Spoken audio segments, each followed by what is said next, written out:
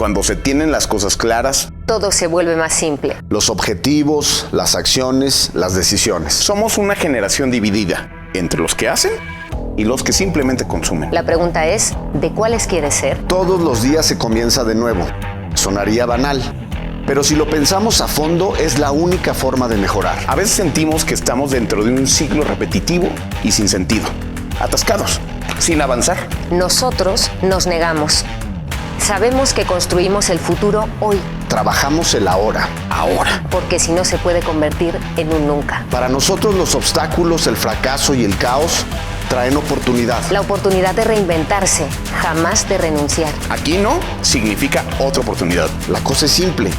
Sabemos que para transformar debemos cambiar, aceptar y asumir nuevos retos. Estamos listos, somos conscientes. Esperamos lo mejor y no nos asusta lo peor. No somos ni peores ni mejores que nadie. No somos buenos ni malos. Buscamos nuestra mejor versión. El compromiso es personal. Empieza conmigo y continúa contigo. Somos muchos. El propósito lo es todo. Tenemos una causa y sabemos lo que queremos. Actuamos, lo buscamos y lo conseguimos. Tenemos un mismo objetivo. Estamos aquí para transformar, crear e impulsar. Para trascender. Somos la generación que no conoce la sumisión. Somos los inconformes. Una generación que influimos, exigimos y que nunca nos rendimos. Tenemos las cosas muy claras. Simple.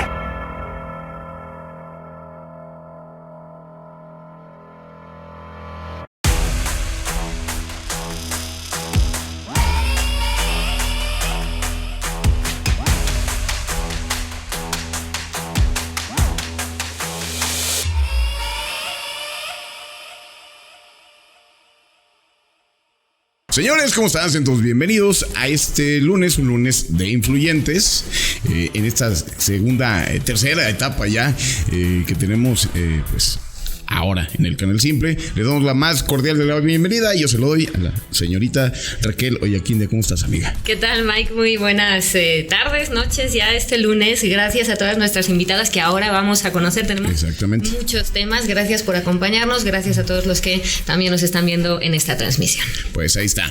De invitadas el día de hoy, fíjate que es una de las mesas que más miedo me dan, ¿no? Porque que se ponen muy intensas. No, y luego me regañan. Todo el mundo y luego me regañan. Pero bueno, el día de hoy tenemos a la señora Lucía Medina, por favor. Ella es periodista y nos acompaña también en esta mesa de análisis el día de hoy. Muchas gracias por estar. Gracias. Ana María Romo Fonseca, ex candidata a gobernadora, ex priista, nada más eso.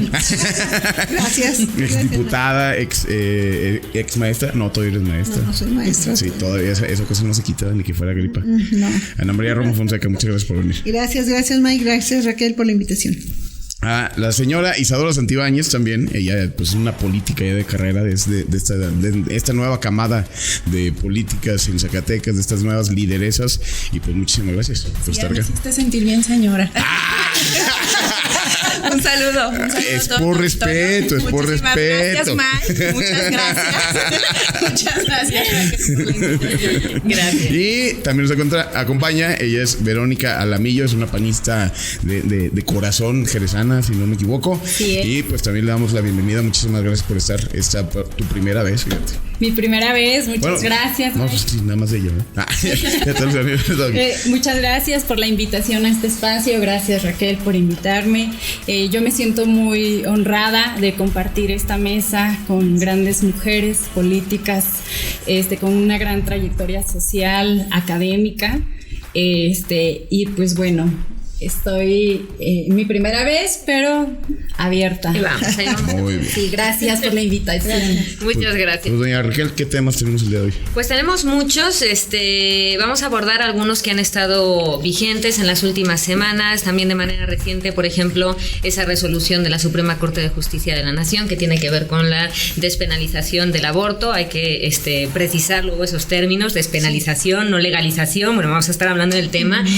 También es interesante interesante, creo, retomar el ejercicio de la revocación de mandato, del que tanto hemos hablado aquí en México, después de esta reciente práctica, digamos, que tuvieron en California, con la ratificación del gobernador de California en Estados Unidos, con un 60% prácticamente de nuevamente aprobación, ratificación. Pero bueno, creo que es interesante retomar este tema en ese contexto que se da en Estados Unidos. Y también vamos a estar viendo ya a mitad del sexenio federal qué papel van a jugar los partidos políticos, Mike, a partir de ahora en estos 3 últimos años del gobierno federal. Pues ¿quieres empezamos con ese tema? Adelante. ¿Te parece que empecemos con Lucía?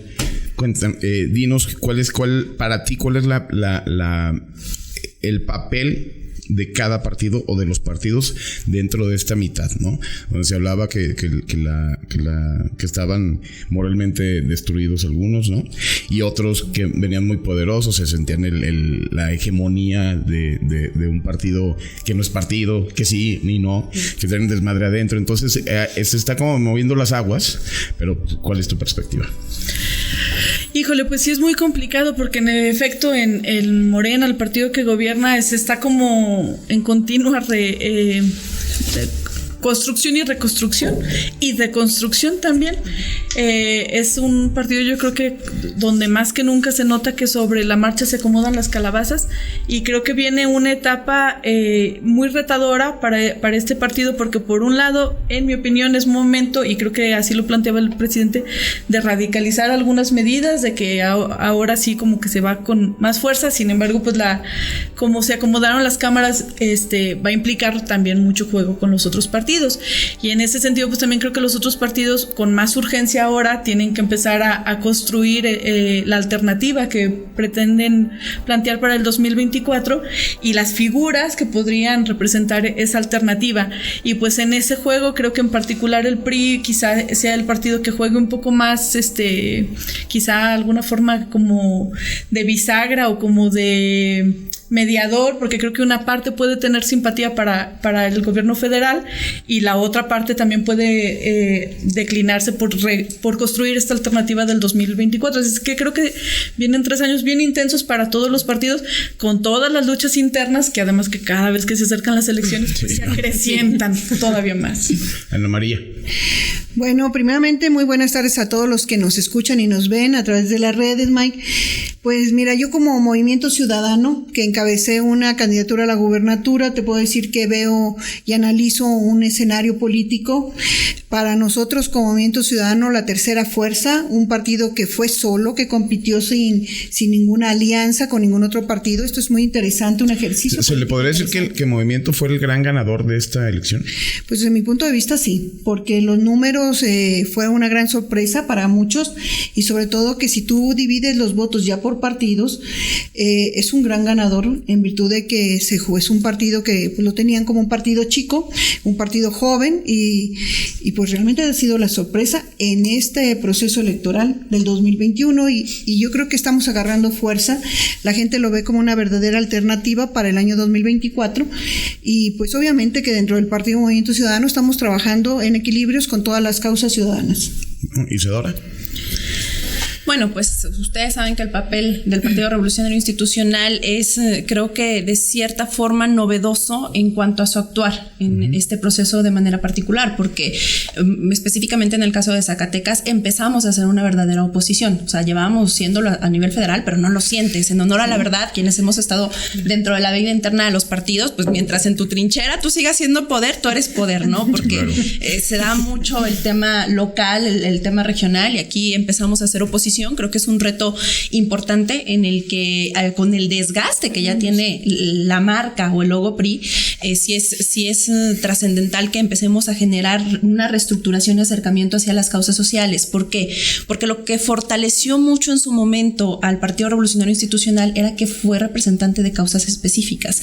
Entonces, cuando dejas de fortalecer una marca, cuando ya no tienes este escenario como ahorita sí lo tiene Morena, que es la marca, al final de cuentas, no lo tienes tan fortalecido, necesitas empezar a hacer una reestructuración de fondo respecto a qué es lo que van a representar cada uno de tus sectores o organizaciones. cómo internamente vas a distribuir las áreas de acción y las actividades que va a tener cada uno, porque si bien tenemos ya causas específicas o representadas, puedo hablar por ejemplo del tema de la CNOP, ¿no? Que la CNOP habla o históricamente ha visto el tema de los taxistas, pero ya tenemos nuevas modalidades de transporte público, ¿no? Entonces, ¿en dónde está el tema de incluso del Uber? O sea, son cosas que nosotros tenemos que empezar a redireccionar y que es importante que como partidos políticos también generemos operación, ¿no? La operación cicatriz, que ahorita creo que se puede ser muy importante, van muchos de salida cuando dejas de cobrar, a veces el amor al partido empieza como que a tambalear un poco, ¿no? Como que ya me gusta. Está más grande, es más fuerte el hambre, ¿no? Ya no me gusta el rojo, no me gusta como el color vino.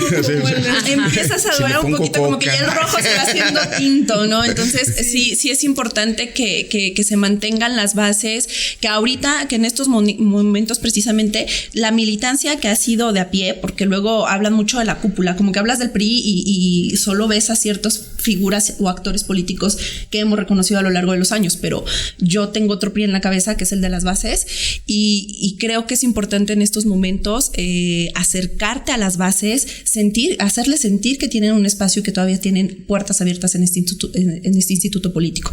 ¿Para qué? Para recomponer, para reconfigurar, porque a nosotros nos tocó hace 12 años que se decía que el PRI ya estaba muerto, ¿no? Y que ya no iba a resurgir y que pues cambien de nombre, o sea, estos discursos de los cambios. Pues sí cambiaron, ¿no? Se llama Morena. Ya no. ya es otra militancia, ¿no? Entonces, sí, ya esta etapa se podría decir que ya la hemos vivido, sin embargo, hay que saber cómo superarla porque los tiempos son diferentes. Sí. ¿Y qué va a pasar con el PAN, Verónica?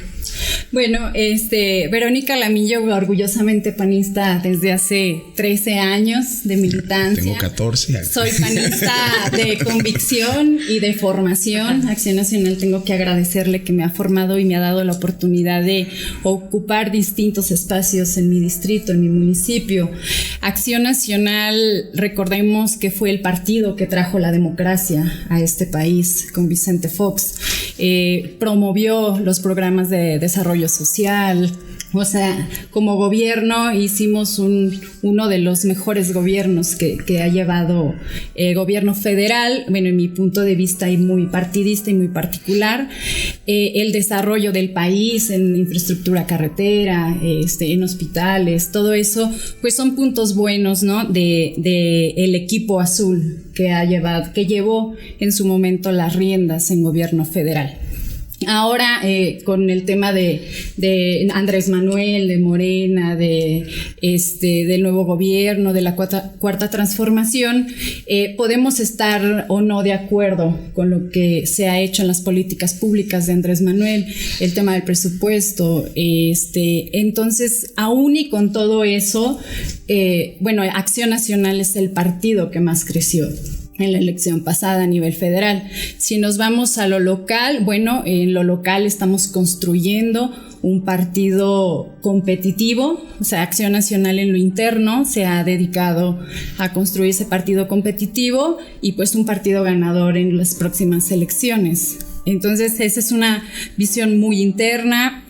Sabemos que es crítico la situación del país, muy crítica por el tema de la seguridad, el tema de la educación, el tema de salud, pues que se tiene que ir componiendo y reivindicando, pero en el entendido de que todos tenemos que trabajar. Y habrá que revisar pues, las posturas de los grupos parlamentarios federales y locales, ¿no? Junto con el tema ahora de las sustituciones que vienen con los relevos de los gobernadores, pues que la oposición pierde gobernaturas, pero Acción Nacional gana espacios en la Cámara de Diputados. Es muy importante. No, por favor. No, adelante. Pues tú va. Dentro de cómo se plantean los partidos ahora con la alianza esta de Va por México, ¿sí se llama así? Sí. De Va por México, se ratifica esta unión entre los partidos, ahora sí lo que el mal llamado PRIAM, ¿no? Con el PRD, ¿no? Y cómo el Partido Verde de repente se empieza a alejar un poquito también del su papá, que es Morena en este momento, ¿no? Digo, el Verde siempre ha fungido como este partido como, pues que está ahí como, no sé si como ampollita, como algo así, que se pega y ha ganado todas, ¿no? Lleva tres con más presidentes. Sí, ¿no? Digo, a fin de cuentas no pierde. Sí. Se agarra de los que ganan. ¿Qué está pasando con esta confusión de partidos, de cómo están jugando? El hecho de que MC haya ido solo, les digo que se podría decir que es el gran ganador, porque por los pasos que avanzó, ¿no? Donde el más votado, bueno, aparte de Morena, pues es el PAN también, y como el PRI de repente se empieza a ver como muy abajo, ¿no? Luego, pues interesante, Mike, que pues yo vi que los votos, si hablamos de números de esta elección, es muy interesante que los votantes del PRI, que era el voto duro, le dieron el gane a los candidatos del PAN. De hecho, sí. Eso es algo que se ha analizado en los números electorales, y Morena trae conflictos internos demasiado fuertes entre sus militantes, porque se buscan las posiciones más que la ideología. Es algo que platicábamos hace un momento. Es que el hambre está cabrona, ¿no? Lo acaba de decir, pues bien, Isadora, muchas veces, bueno, ¿cuál es la ventaja que lleva el Movimiento Ciudadano? Pues que efectivamente está conformado de candidatos que fueron ciudadanos, que no dependen económicamente del gobierno, de una estructura gubernamental, de una estructura municipalista, de una estructura estatal o federal, sino que son ciudadanos que se adhirieron al Movimiento Ciudadano con una causa, muchos de ellos muy específica, y además que no están dependiendo económicamente de ni del partido, porque además en Zacatecas, por ejemplo, no hay registro, así es que los que estamos por el amor a la camiseta, al trabajo, y además una cosa importante, se tiene el deseo de ganar, se tiene el deseo de estar y sobre todo de hacer. Pero ¿cómo van a jugar los partidos, Lucía? ¿Cómo es esta parte, por ejemplo, del Verde, de cómo están jugando Fuerza Va por México? ¿Cómo se está configurando el tema de los partidos según tu perspectiva? Yo creo que lo deseable sería justamente que las bases impulsaran que sus partidos representen sus ideas. A mí me parece muy lamentable este escenario que ya describía Nani, que coincido, pero que no debería ser así. Yo creo que la gente que vota por el PRI debería de sentirse representada por lo que los priistas hacen en las cámaras, y este es un problema. Si no están respondiendo a eso, pues entiendo que para la gente le dé igual, y yo creo que es el momento en que las bases justamente de todos los partidos impulsen y empujen a que eso suceda. En particular en Morena, por ejemplo, creo que mucho de su lucha es producto de eso. Obviamente Morena, como muchos partidos, pero de forma muy notoria y más por lo reciente, se constituyó de muchos frentes, donde había gente que pensaba de una forma y otra, y quizá el único punto en común es así como, bueno, es pero ganar, ¿no? Es que es quitar al PRI del poder. Porque el PRI robó más. Pero el PRI robó más. La figura. En estos 3 años, digamos, que le restan al sexenio federal, internamente, ¿qué es lo que tiene que pasar? No solo en Morena, sino también en el resto de partidos, para que realmente quienes en 2024 lleguen a algún puesto público tengan esa representatividad de las bases, que realmente tengan credibilidad, claro, confianza. ¿Qué es lo que tienen que hacer internamente los partidos?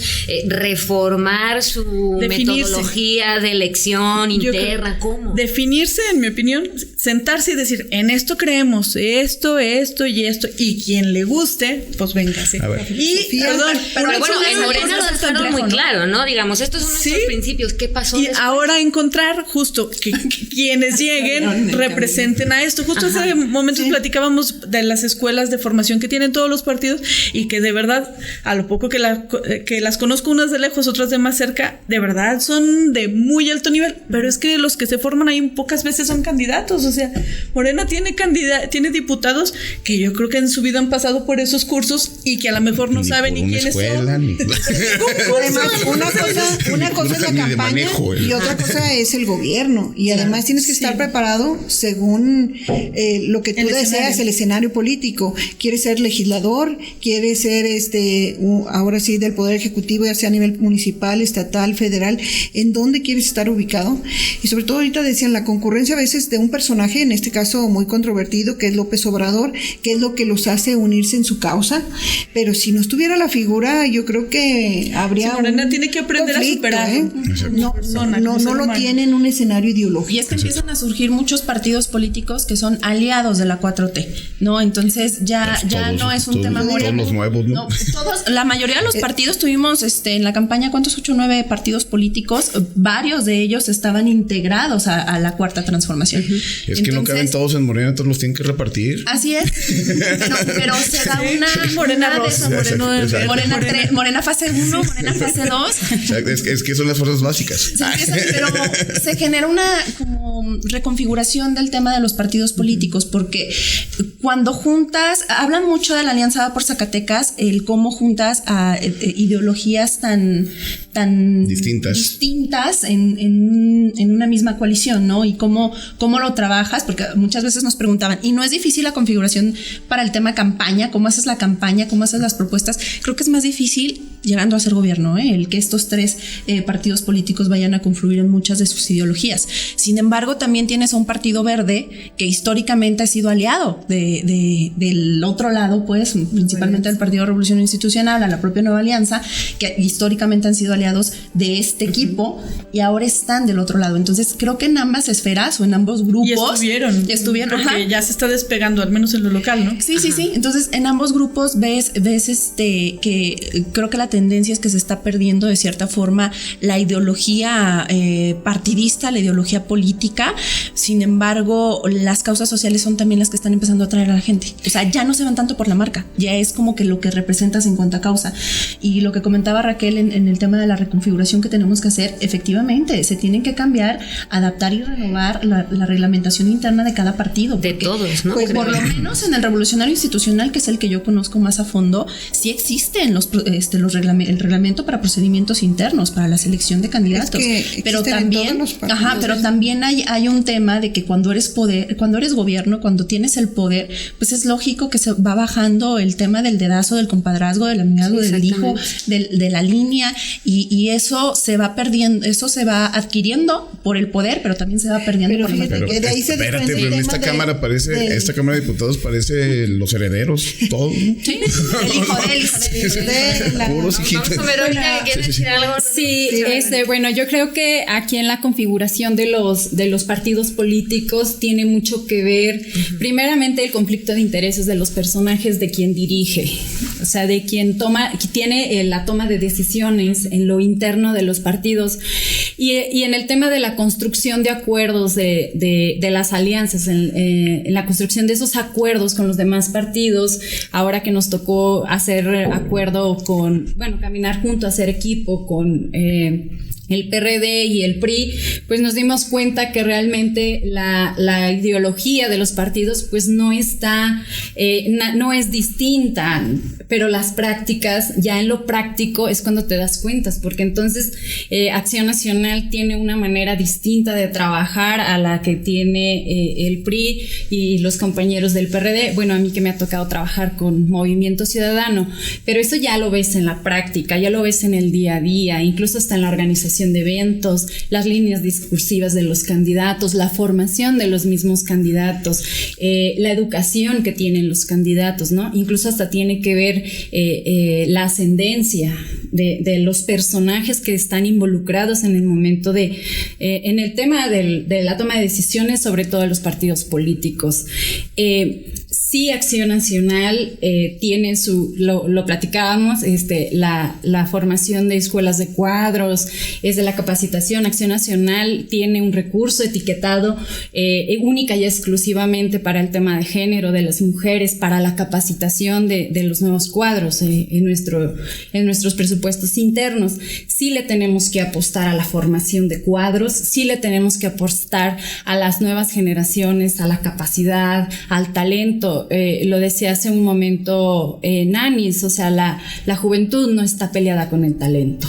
Entonces tenemos que impulsar ese talento, tenemos que sí quitar algunas prácticas, pero eso nos toca a nosotros. Y que quienes promovieron esas prácticas, pues que caigamos en la conciencia que tenemos que ir a un bien común. Y ese bien común es la sociedad, son los habitantes. ¿Para qué? Pues para que fluyan los recursos, para que las políticas públicas lleguen verdaderamente a los ciudadanos, porque de repente nos encontramos políticas públicas que nada más le sirven a un sector muy reducido de la sociedad. Entonces, Acción Nacional en este momento se está dedicando a reconstruir, a construir, a prepararnos para poder ser competitivos y ganadores en las próximas elecciones. O sea, tenemos que hacerlo y tenemos que construir esas alianzas. Aquí yo hablaría de 3 temas que creo que se han dejado claros. El primero son cuál es el interés del partido y de los políticos, cuál es el interés y el objetivo que están persiguiendo, y el otro es el poder por el poder, simple y sencillamente ese es el segundo, y el tercero es la necesidad económica que muchos personajes tienen, y por eso ahorita estamos en una situación de crisis económica. Nuestro principal empleador, por ejemplo, en nuestro estado de Zacatecas es el gobierno, son los municipios. Entonces, la gente que entra a la política, todos. Lo que busca, sí, ese es otro escenario que ahorita podríamos platicar, pero el presupuesto, ya ustedes platicaron en la sesión pasada, en una reunión que tuvieron aquí, yo lo estuve oyendo muy atenta, muy bien, muy buen programa, pero en esta parte yo creo que debemos de aquí, yo creo, conformar un gran país y un gran estado, y sobre todo, yo les digo, ahí es donde de veras se debería haber una gran alianza. Yo veía los pronunciamientos de la senadora Soledad, de Jorge, de Amalia García, de varios de nuestros compañeros, cómo están solicitando no el presupuesto para el partido que representan, sino para nuestro estado de Zacatecas. Y sobre todo que si es el empleador número 1, que desgraciadamente deberíamos estar más desarrollados, debería haber más comercio, industria que proporcionara ese empleo, no lo tenemos desgraciadamente. Y vemos estados vecinos como Aguascalientes, Coahuila, San Luis Potosí, Durango, Jalisco, tan desarrollados, y Zacatecas está como en el túnel del tiempo en ese tema de la materia del desarrollo económico. Y es ahí donde el político tiene más intereses personales que en este caso de desarrollo, ya no digo gremiales, sino de desarrollo, de impulso de políticas públicas para la sociedad zacatecana, en nuestro caso muy en particular.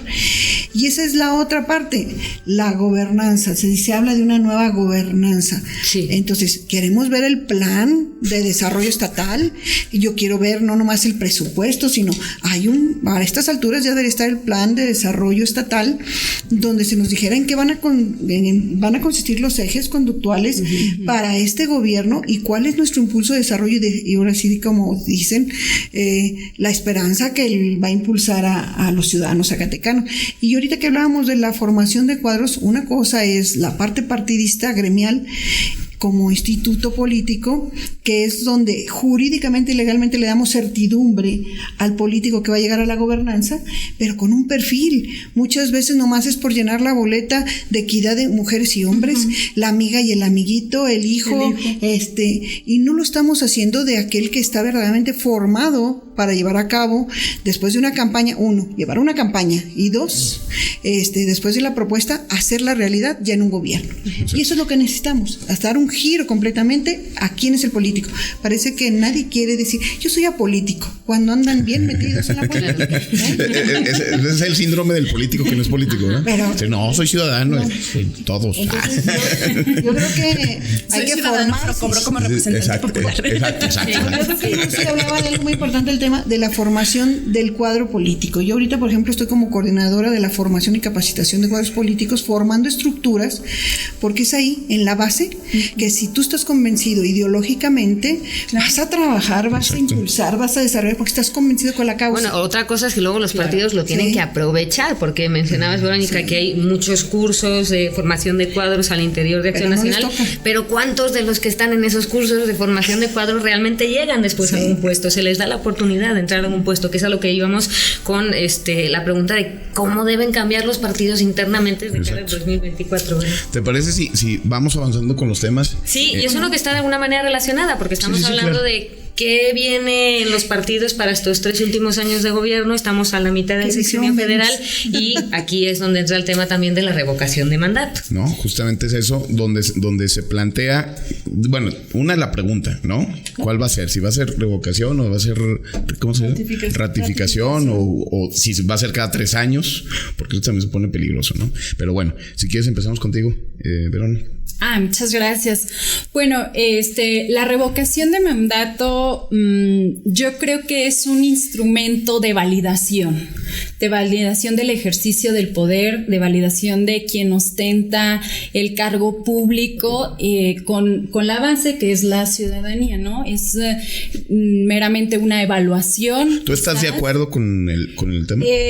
Podría estar de acuerdo y no. Puedo estar de acuerdo, sí, porque pues en el entendido de que si no estás desempeñando como lo marca la ley tu función, que estás involucrando prácticas indebidas. O sea, digamos, ahora vamos a poner la pregunta así muy clara. ¿Están de acuerdo o no con que se despenalice el aborto en México? Que es lo que finalmente dijo la Corte. Digamos, vamos a hacer una ronda rápida de sí o no y luego vamos a los argumentos, ¿sí o no? Sí. No, pero eso es de revocación, ¿no? Perdón, ya me estaba yo yendo al otro lado. De revocación. Con la revocación de mandato, que sea revocación, ratificación. No estoy de acuerdo de manera personal, porque entonces nos vamos a estar en proceso electoral en lugar de 3 años permanente. O 6 años, cada año y medio o cada 3 años. Es muy desgastante. Es políticamente desgastante. El país y el Estado pues necesita recurso, y obviamente no es recurso de particulares, es recurso del erario público. Entonces, no estoy de acuerdo, más sin embargo sí estoy de acuerdo que se haga una evaluación, que se haga una crítica, que se haga una valoración de la función de a quien se está enjuiciando, y la otra que si, en caso de que sí se haga, que no nos andemos con rodeos, que sea la pregunta muy puntual. ¿Estás de acuerdo destituir a quien ostenta el cargo de elección popular? ¿Sí o no? Como ahora lo estamos haciendo, ¿no? Y la otra, bueno, como lo hicieron en el caso de California, ¿no? O sea, si estás de acuerdo o no de que lo destituyan, y en caso de que sí estés de acuerdo que se destituya, pues a quién proponen, ¿no? Una lista enorme con sus mecanismos de registro, en la práctica prevaleciendo la democracia, el cuidado de la democracia. Esa podría ser mi participación muy puntual. Isabel. Yo la verdad es que tengo opiniones encontradas respecto al tema de la revocación de mandato y por varios puntos específicos. La revocación de mandato pues es un hecho porque constitucionalmente ha estado desde que yo me acuerdo, ¿verdad? O sea, no es un tema nuevo. Creo que es un tema que efectivamente tuvo que haberse llevado a la práctica en a lo mejor gobiernos anteriores, porque ya era algo establecido al final de cuentas, pero que por usos y costumbres, podríamos decirlo, pues no fue un tema que se sometiera, porque al final de cuentas también los representantes populares pueden tener como cierto temor o resistencia a que se les evalúe de manera tan pública y tan abierta, ¿no? Porque temas de evaluación y de diagnóstico respecto a tu trabajo como representante popular existen. Sin embargo, creo que en este gobierno el problema respecto a la revocación de mandato es cómo surge desde un inicio, que es, en honor a la verdad, parece más un circo, un teatro, una faramalla, un atole con el dedo, no sé cómo decirlo, respecto a cómo se presenta el tema de la práctica. ¿Por qué? Porque inicia primero con el discurso de campaña de Andrés Manuel López Obrador, de que va a ser evaluado, él teniendo en ese entonces un nivel de aceptación impresionante, y lo digo con esa palabra. Entonces llegas como con esa seguridad y certeza, ¿no? Sin embargo, quieres poner el tema de la revocación de mandato justo cuando se da un proceso electoral. ¿Para qué? Para tratar de impulsar aquellos cuadros que no eran tan conocidos, y que no son tan conocidos, que no tienen tanta solvencia, con la figura, como hace un ratito lo comentábamos, de alguien que sí la tiene, que es Andrés Manuel López Obrador. Y aparte, le sumas el tema de la consulta, la llamada consulta popular, que trataron de legitimarla desde mi punto de vista con la participación del Instituto Electoral, pero que al final de cuentas tuvo muy poca participación, que tenías a militantes, a representantes de un partido específico moviendo y invirtiendo y metiéndole dinero de la gente a un capricho, creo, presidencial. Entonces siento que podría ser un tema importante si nosotros lo aplicáramos como un uso y costumbres, si no fuera que en esta administración se da, pero ya después en 2-3 administraciones ya no existe, ya no es un tema importante, porque al final de cuentas tenemos muchos años teniendo esta posibilidad de decirle sí o no a nuestros representantes populares, sigues o no sigues. Sin embargo, el cómo se está dando en esta administración... Bueno, se tiene la posibilidad, pero no se aplica. No se aplica, o sea, finalmente por eso. Los ejercicios de democracia directa creo que han sido difíciles y desgastantes. En este caso específico, lo que ya tuvimos como primer punto, que fue esta consulta popular, en honor a la verdad, resultó una faramalla total y creo que un desperdicio de recurso impresionante. Entonces, sí es importante que si se llega a dar esta consulta, no sea como la burla de la pregunta que se hizo en la consulta a la base, porque fue una burla, en honor a la verdad. Entonces, consulta popular. Ando muy en temas de partido. Cada una en sus temas. Andan muy distraídas. Y acá en el tema de la revocación de mandato, creo que sí, efectivamente se hace una pregunta específica en donde se acuerde de manera directa y general el hecho de que pueda ser respetado el que podamos tener la respuesta o el resultado de la respuesta validado en muchos sentidos. Creo que puede ser positivo, pero mis opiniones encontradas es en no tanto en lo teórico. Ahí concuerdo. En la práctica me parece una burla. Ahí está. Ana María. Pues mira, el instrumento jurídico siempre ha existido, se llama juicio político. Y eso es una parte muy importante, siempre ha existido la certidumbre para que tú quites a un mal funcionario y sobre todo se le juzgue, se le separa del cargo. Ahí están los diputados o los legisladores que por violencia hasta doméstica o alguna situación que tienen alguna cita con la ley, les han quitado su fuero. Entonces, ¿es posible? Claro que sí, existe el instrumento legal, jurídico, los procedimientos, y entonces ahí está el juicio. Entonces, el ciudadano tiene un instrumento, a mí me parece más un instrumento publicitario, estratégico, en este caso, tanto del presidente como de buscar la forma de cómo continuar y cómo ratificar aquí, más que revocación, que sea pues realmente una ratificación, es lo que busca en esta estrategia. Vimos cómo se adelantó un personaje zacatecano como presidente del Senado a inmediatamente hacer una propuesta de cuál sería la pregunta. Se vio al interior cómo entra la exsecretaria de Gobernación, Sánchez Cordero, precisamente en una situación pues realmente yo creo difícil, yo creo al interior propiamente de la propia institución de Morena como partido y también dentro del poder de la Cámara Alta, en este caso en el Senado, de la Cámara Baja, los legisladores de Morena y pues conjuntamente todo esto el propio presidente de la República.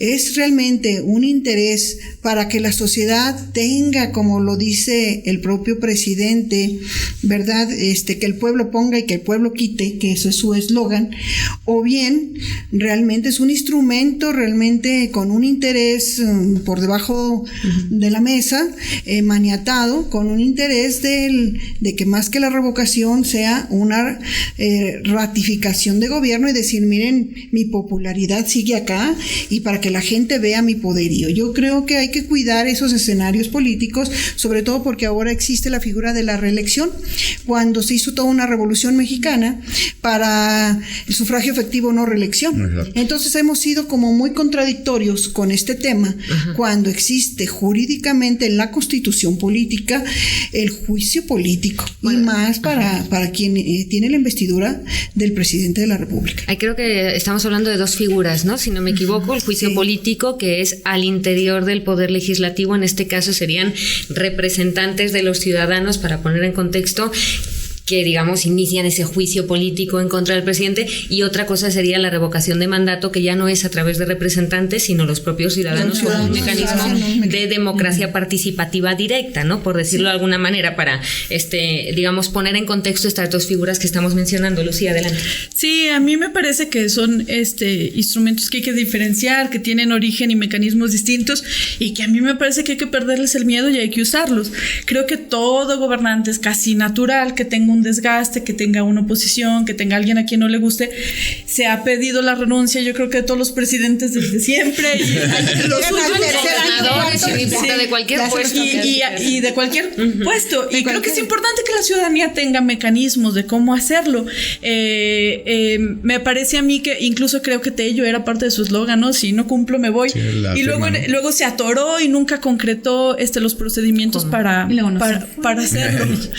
Sí, ni el fuero, ni nada. No se empujó realmente esos mecanismos. Y creo que aquí yo pienso que, por supuesto que son apuestas políticas, pero creo que se debería tomar la palabra y sin miedo. Si había, por ejemplo, hasta un plantón como el de Frena al inicio del sexenio, ¿no? Exigiendo, pues, tómenle la palabra. Y incluso creo que eso pasaba también con la consulta. Yo de verdad creo que la consulta comprometía más al presidente que serle favorable. Lo hubieran metido ahí en un conflicto grande. Creo que él cumplió con los grupos victimales que estaban empujando la necesidad de justicia. Él cumplió, lo puso y ya no se dio. ¿Qué le hacemos, cuate? Ni modo. Y con el respecto a... sí, qué pena, fíjate, no funcionó. Y creo que no vale la pena como dejar correr esta oportunidad por el temor de que se lleve la estrellita, porque puede ser un mecanismo a largo plazo que nos sea funcional como ciudadanos independientemente de los partidos. Y sí, por supuesto que va a tener una consecuencia política palpable, como es la ratificación. Es un ejercicio que lo va a relegitimar. Precisamente eso no está mal. Eso no está lo mal. hace, ¿tú crees? Lo hace, digo, ahora sí que como representante en esta mesa de no de sé si quieran ellos que yo los represente. Nosotros sí queremos. Como representante, ¿crees que el presidente sigue impulsando esta revocación de mandato? Digo, es algo que ya había dicho antes, pero digamos que quiere cumplir con este compromiso porque está convencido de la necesidad de implementar estos mecanismos de democracia directa, o porque está convencido de que se va a ratificar. Si creyera que las cifras no le van a favorecer, ya no tocaría el tema. Yo creo que una cosa no es excluyente de la otra. Lo que pasa es que si no cuenta con la legitimidad, entonces no vale la pena continuar a fuerza, porque pierde toda fuerza política. O sea, aunque desconfiara de los resultados. O sea, ser un presidente débil a no ser presidente, creo que es casi es peor ser presidente débil a no ser presidente. No es la primera vez que hace el ejercicio. Cuando fue jefe de gobierno también lo impulsaba. Y creo yo que si de verdad se quiere hacer todos estos cambios que decía yo al principio, que se van a radicalizar, eso implica tener una fuerza política demostrable. O sea, eso sí. Y ahí es un poco. Yo no soy de las que cree que el presidente pueda solo y esta idea mesiánica. No, el presidente necesita de mucha gente que piense como él y que esté dispuesta a jalar más a la izquierda. Yo soy de las que cree que cuando dicen que Venezuela y no sé qué, digo yo, pues ojalá, hombre, si andamos bien lejos de eso, y la verdad los simpatizantes, si están en esa idea, pues que jalen a la izquierda. Este mecanismo, si funciona para eso, entonces le daría la fuerza política para poder jalar a la izquierda en algunos temas que quiera. En otros tiene que bailar con la derecha, tiene que hacerle así, o sea, justamente porque viene de un nacimiento de múltiples grupos, ¿verdad? O sea, así es como el mole, presidencia. Aquí, por ejemplo, ahorita que escucho a Lucy, hay que cuidar una parte muy importante, que es la manipulación del voto, porque sobre todo el ciudadano al votar, bueno, lo vimos en la última consulta, pues que nos vimos videos donde estaban votando la propia gente que estuvo cuidando las mesas en las casillas, pues era muy lamentable que estaban metiendo ahí votando y guardando y metiendo así los paquetes, cortándolos y metiéndolos para la votación, para justificar, uno, el gasto ante el INE, y dos, sobre todo el proceso y el gasto público, porque imagínense, con tantas necesidades que hay, tendríamos que, de veras, una organización y una disciplina realmente muy estricta para tener también la credibilidad del resultado. Yo creo que al primero que le conviene la credibilidad del resultado es al propio presidente. Y eso yo lo quiero poner ahorita escuchándote, Lucy, y también ahorita que hablabas de que yo no le creo. ¿Por qué? ¿Por qué esa incertidumbre de una parte del país que no te creo y ya quiero que te vayas, y la otra parte no, eres lo máximo?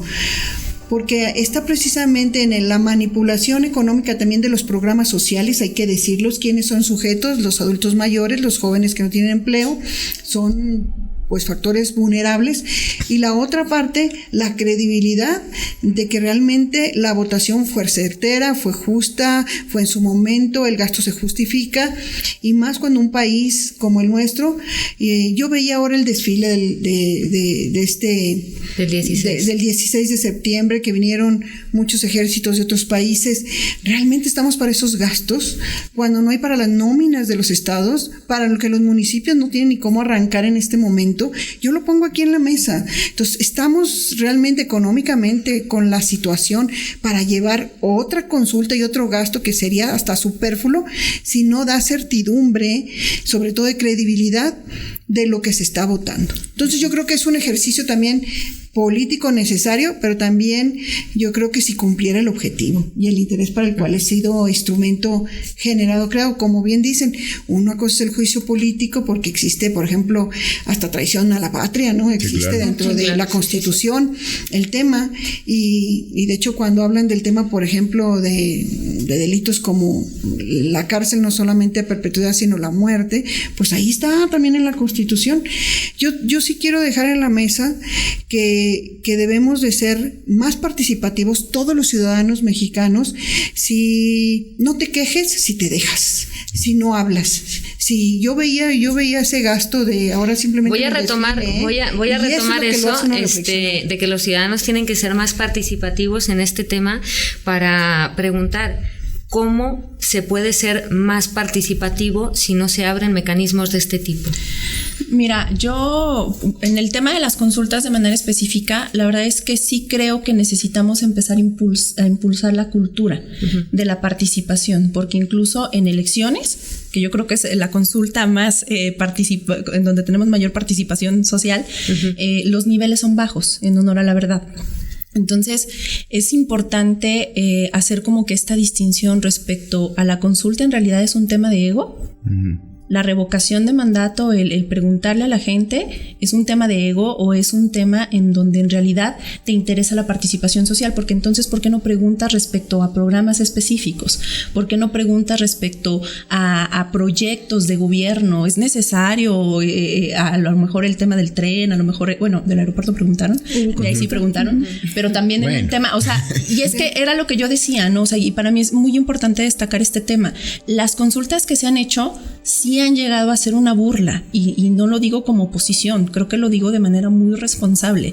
Entonces creo que la revocación puede solo llenar el ego de una persona, más que en realidad ser algo que funcione y que promueva la participación ciudadana, porque en las dos consultas que ya hemos tenido en este gobierno no se ha promovido realmente la participación ciudadana. Hay que hacer un análisis o un balance de si la gente que votó, pues cuánta de ella está en los programas sociales de gobierno federal. Sí, claro. Pero por eso, ¿no? Pues promovámosla todos, ¿no? Yo creo que si el mecanismo está y la queja es que no participemos, pues participemos, no al contrario. Hay puntos específicos, no, Lucy, porque sí establece también nuestra ley. Nosotras. Sí establece que el órgano electoral tendría que ser el encargado de promover con días previos de anticipación y darle difusión a una convocatoria de una consulta ciudadana. O sea, sí se establece la promoción de esto. Y claro que el órgano electoral por lo menos reportó el gasto de la promoción. No, y aún así la participación no fue, porque al final de cuentas es a él al que le toca la promoción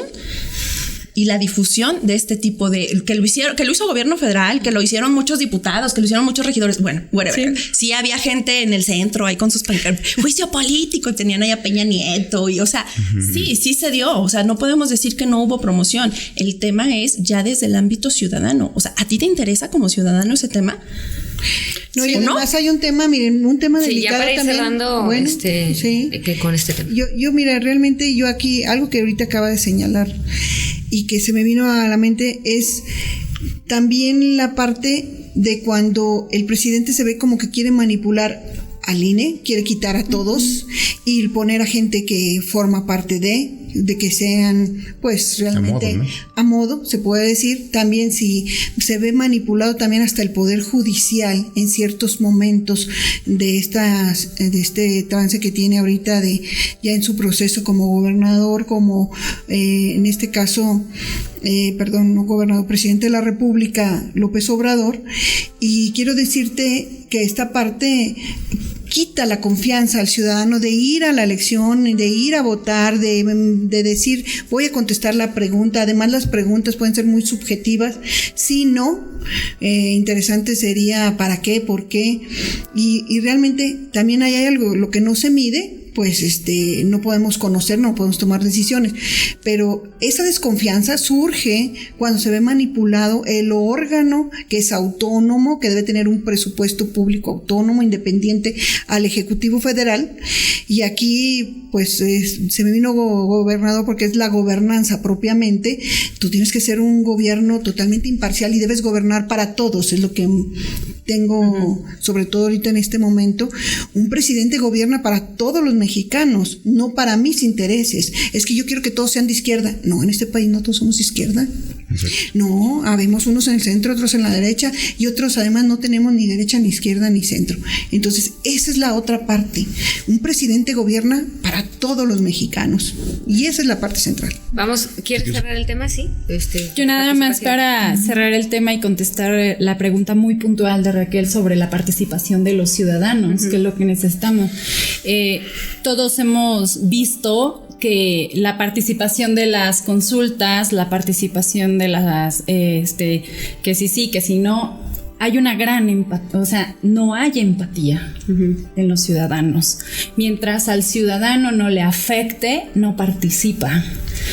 O sea, nosotros vemos las manifestaciones de los agricultores, de los transportistas, de las mujeres, de los desaparecidos, y lo único que hacemos es renegar del tráfico. Y no empatizamos con ellos, con sus causas. Entonces yo creo que sí se tiene que promover la pluralidad de ese bien común, que vamos todos en un mismo barco, que todos los ciudadanos estamos en un mismo estado, de que lo que le afecta al vecino me afecta a mí. Es mi participación. Mientras no nos afecte directamente, el ciudadano no participa. ¿No? Sí, pues que es claro. Y avanzamos. Tenemos que ir al último tema, y ahora sí voy a volver a lanzar la pregunta. Ahora sí. Ahí vamos de la cabeza. ¿Sí o no están de acuerdo con la despenalización del aborto? Nada más les pido la respuesta así breve y luego ya entramos a los argumentos. Ahora sí empiezo contigo de nuevo. Verónica Lamillo, Acción Nacional a favor de la vida. ¿En contra o a favor de la despenalización del aborto? Puedo reservármelo. Bueno, ahí vamos a los argumentos, Isadora. En los argumentos te va a contestar. Yo estoy a favor de la despenalización del aborto. Bueno, yo primeramente, el nombre que le dio la Corte es la despenalización de la interrupción del embarazo. ¿A favor o en contra de? Y yo te quiero decir que, eso ya es un precedente, ya es ley. Pero primero, ¿a favor o en contra? Pues yo estoy a favor de las mujeres que tomen decisiones. Sobre todo, hay 3 situaciones muy importantes. Yo te lo quiero decir. A ver. Lo primero es sobre todo cuando hay una violación, un estrupo, porque generalmente el violador está cerca. O sea, digamos que a favor, pero con condiciones. Para ahorita pasar a los argumentos. Yo sí te podría decir. Ahorita vamos precisamente a esas con circunstancias muy específicas. Lucía, yo a favor de la despenalización. Okay. Con esta primera ronda, ahora sí vamos a los argumentos. Vámonos a los argumentos. Ahora sí a la respuesta. Adelante. Te dieron Queremos saber. Sí. Bueno, yo creo que el tema de la despenalización del aborto, ahora con el tema del fallo, o sea, de la Suprema Corte de Justicia, siempre se ha victimizado, siempre se ha satanizado al tema de la mujer. Son temas, es el tema de la mujer. Yo estoy a favor de la mujer, estoy a favor de la ley. La Corte ya falló. Acción Nacional es respetuosa de la ley, entonces hay que acatarla. Y más que hablar del tema de las mujeres, pues hablemos del papel del hombre. ¿Dónde está la responsabilidad del varón? Porque la concepción no es exclusivamente de la mujer. O sea, tiene que haber un hombre de manera natural. La concepción se hace hombre-mujer. Entonces, cuando vamos, independientemente de las razones por las cuales una mujer decida interrumpir, hablemos ahora del aborto necesario o voluntario, ahora de la interrupción del embarazo necesario o voluntario, bueno, ¿dónde está el hombre? O sea, ¿por qué no hablamos de esa parte? Y ahí es donde entra, bueno, la causa que te da a tomar una decisión como mujer para decidir interrumpir un aborto o no. Entonces, a mí me gustaría que sí debatiéramos el tema de la responsabilidad del varón. Ese es un y que defendiéramos la postura y que defendiéramos el tema de la mujer, el derecho de la mujer. Ya no tenemos mucho tiempo para esa discusión. Sí, pues ahora tendremos que hacer otro programa. Nos vemos en el siguiente programa. Bueno, yo primero quiero hacer la precisión, ¿verdad? Una cosa es la despenalización del aborto y otra cosa es la legalización del aborto.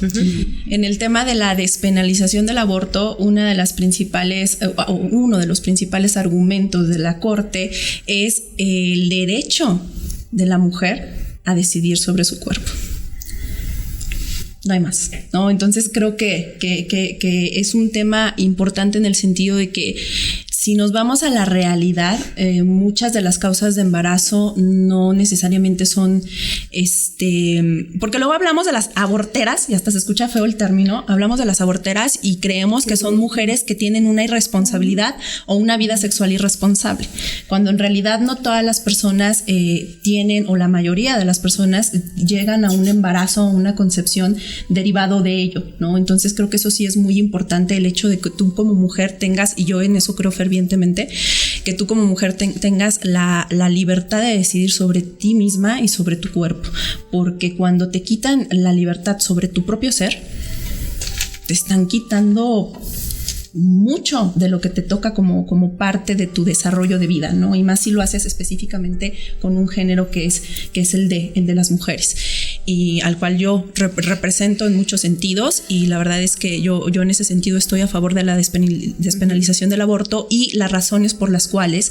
la Suprema Corte llega a esa decisión, independientemente de ideologías religiosas, independientemente de ideologías políticas. Creo que es un derecho que tenemos, un derecho fundamental de nosotras como mujeres, la decisión, la libertad y la vida también, porque yo creo en la vida, yo estoy a favor de la vida, ¿no? Yo soy madre, o sea, yo creo que sería una persona que en una situación de embarazo no tendría ni el valor ni la solvencia como moral para poder hacer una interrupción del mismo, independientemente de las circunstancias o condiciones, pero sí creo que las personas tienen este derecho a decidir sobre sí mismas y sobre su cuerpo.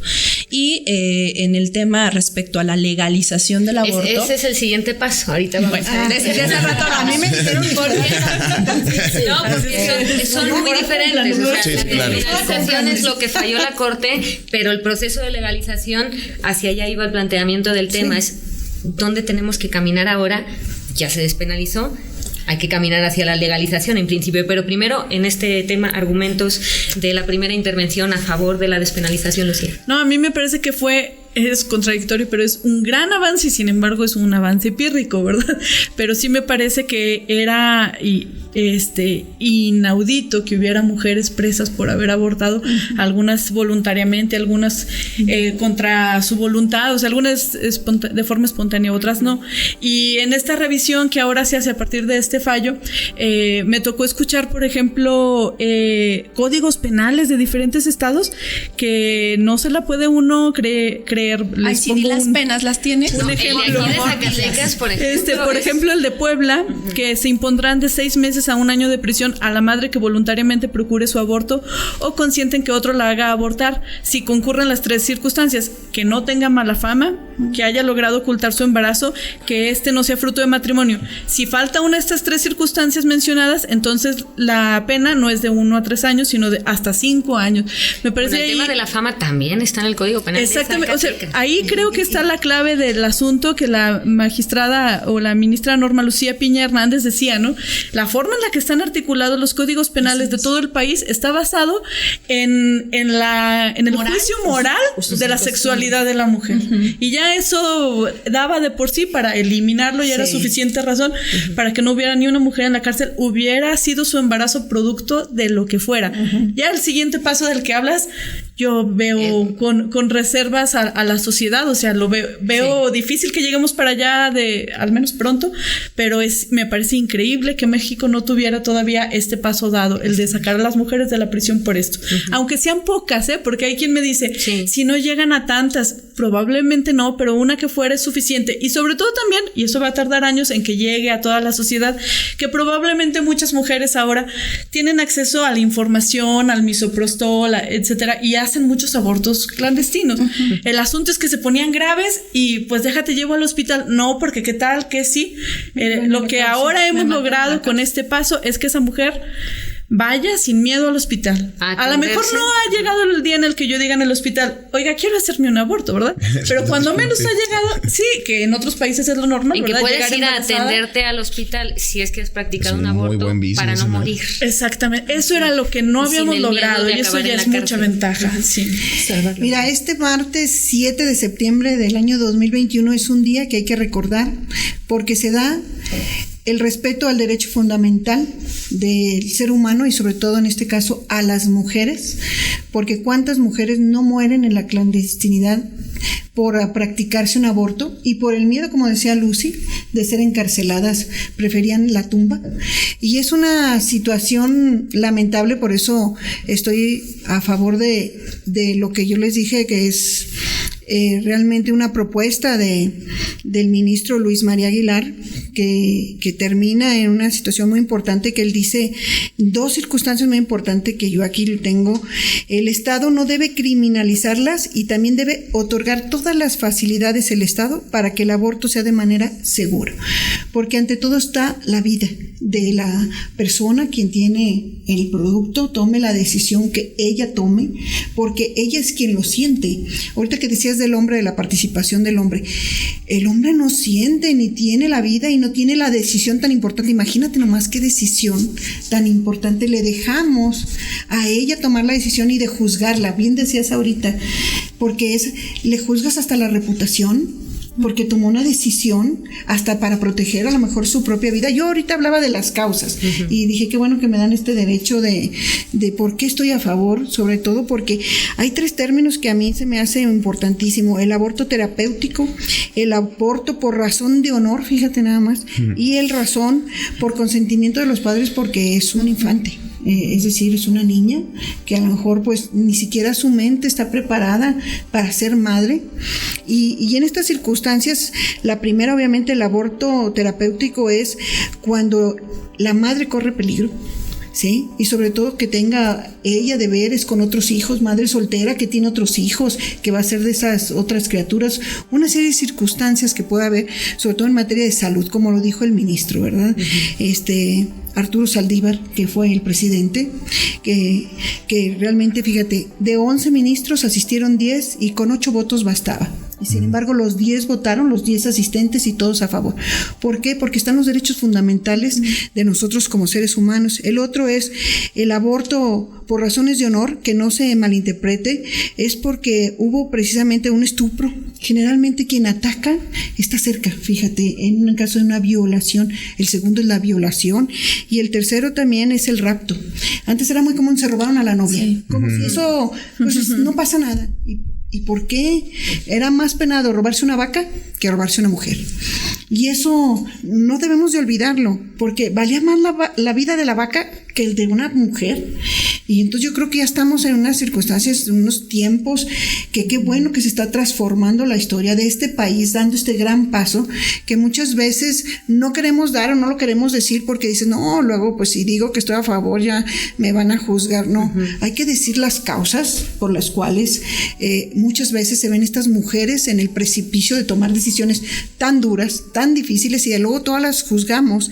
Y la otra, cuando un padre tiene que tomar una decisión porque su hija o su hijo fue violado, tiene hasta un problema ya a lo mejor físico, psicológico, por esta situación que tuvo que vivir en vida, a lo mejor desde muy chiquito, desde su infancia. Y aquí yo sí quiero señalar que por eso Movimiento Ciudadano está a favor de la despenalización y sobre todo de la interrupción del embarazo. Yo sí quiero señalar, es una interrupción porque se dice que son a las 12 semanas, que es a las 24 o 28 semanas cuando empieza a ser un ser humano. Yo creo que entre más se siga avanzando en materia de la ciencia, sabremos exactamente. Hay un tema que yo he leído y he visto en este tema tan controvertido, pues efectivamente ese ser humano, ¿en qué momento es ser humano? Ese es uno, y el otro pues no se puede defender. Eso ese es otro debate, ¿no? Esa es la etapa de la legalización. Ahorita este primer acercamiento con la resolución de la Suprema Corte, que es despenalización, el tema de las semanas, del tiempo y demás, eso viene ya y creo que va a tener que venir sin duda en los próximos años, ¿no? En estas legislaturas, tanto a nivel federal como local. Aquí en Zacatecas también va a tener que tratarse el tema después de lo que ha ocurrido en la Suprema Corte, y ese será el tema precisamente, definir el tiempo y ya caminar hacia una legalización en caso de que se dé, pero creo que ese va a ser tema de otra mesa. Vamos a tener que para tratar. Se nos acaba el tiempo, acá ya el señor productor está jode y jode, ya. Pero es que agradecerles. Y como mujeres nos interesa. Sí, claro. ¿no? Entonces lo trataremos en una siguiente mesa. Muy bien. Pues agradecerles su presencia, sus análisis muy puntuales. Muchísimas gracias, Raquel. Gracias, damos una última rondita de despedida, un minutito cada una. Si quieres empezamos contigo, Nani. Bueno, pues yo les quiero decir que nosotros en Movimiento Ciudadano vamos por las causas sociales y hablábamos desde este tema, desde las mujeres, los hombres, los jóvenes. Creemos en los equilibrios ciudadanos y también de darle voz a quien no lo tiene, como son desde nuestra naturaleza misma, del cuidado del medio ambiente, a los animales y sobre todo el respeto fundamental a los derechos humanos, y sea cual sea nuestra condición de vida. Así es que nosotros en Movimiento Ciudadano estamos convencidos de que en México tenemos la mejor plataforma y opción para poder generar el desarrollo que tanto necesitamos desde el municipio, fortaleciendo el municipio para que crezca el Estado y tengamos una nación muy fuerte. Pues muchas gracias. Lucía. Muchas gracias por la invitación. Bueno, pues que yo creo que estos dos temas que pusieron sobre la mesa son unas muestras pequeñas de todo lo que hay que discutir en lo público, y que es bien importante que la gente se involucre. Yo creo que hay mayoría de edad mental, digamos, madurez en la ciudadanía. No creo yo que sea una cosa como de borregada, como a veces se piensa desde las cúpulas partidistas, y que estos temas pueden servir de muestra para ver qué piensa cada partido, cada fuerza política, y ver en cuál de esas me representa. Pues evidentemente yo he encontrado mayor simpatía y pues comunión con mis ideas en Morena, pero creo que escuchar de personas que están participando en la política activamente sus ideas al respecto, pues le puede servir muchísimo a la gente a ver dónde identifica sus propias ideas. Verónica. Bueno, agradecer la invitación, Miki, Raquel, Lucía, Nanis, Isadora. Es la primera vez que participo con ustedes en una mesa tan interesante, con mujeres tan talentosas, con el caballero aquí de florero. Sí, bueno, agradecer todo. Yo creo que es muy importante externar la opinión de las mujeres principalmente, con una formación en una actividad político-partidista partidista importante y permanente de las que estamos aquí presente, que nos nutre para nuestros proyectos políticos, para renovación, innovación de nuestras estructuras partidistas. Yo solamente quiero agradecer a la audiencia que nos ve, que nos sigue. Esperamos sus comentarios para la retroalimentación. Sí. Mando un saludo a mis amigos panistas que nos están viendo, decirles que, bueno, la postura del PAN siempre es y ha sido a favor de la vida desde la concepción hasta la muerte natural. Muchas gracias. Gracias, Isadora. Sí, pues yo saludo a todos mis compañeros priistas, pero no puedo hablar por todos, yo solo hablo yo solo respondo por mí. Y como conclusión, yo creo que es muy importante determinar el hecho de que los presupuestos de los estados o de las naciones no pueden ser sometidos a caprichos o pueden ser direccionados a caprichos de los gobernantes, y que los derechos fundamentales de las personas no pueden ser puestos en tela de juicio por situaciones morales. Entonces creo que esa es como una conclusión respecto a los temas que el día de hoy tocamos, respetando también enormemente las posturas y las posiciones que pueda tener cualquier ciudadano o ciudadana respecto a este tema, porque creo que para eso son estas mesas, ¿no? Para abrir el debate. Creo que las opiniones no son determinantes y no es un hecho que tengas la verdad absoluta respecto a un tema específico. Creo que lo que nos hace falta como sociedad es respeto y empatía, aprender a escuchar un poco, aprender a entender la situación de vida de cada una de las personas, y cuando tengamos empatía, cuando tengamos solidaridad y sororidad, creo que estaremos como sociedad del otro lado. Entonces invitarlos, independientemente de militancia, independientemente de causas a las que sigan, invitarlos a eso, ¿no? A que trabajemos de manera conjunta por lograr una solidaridad y una empatía social que nos permita caminar de la mano sin juicios morales ni caprichos que tengan que ver con la determinación del rumbo de los pueblos. Muchas gracias. Pues, gracias, Raquel. Muchas gracias. Muchísimas gracias. Igualmente nos vemos el próximo lunes en una noche más de Influyentes. Muchísimas gracias. Bye. Gracias. Gracias. Gracias a todos. Bye.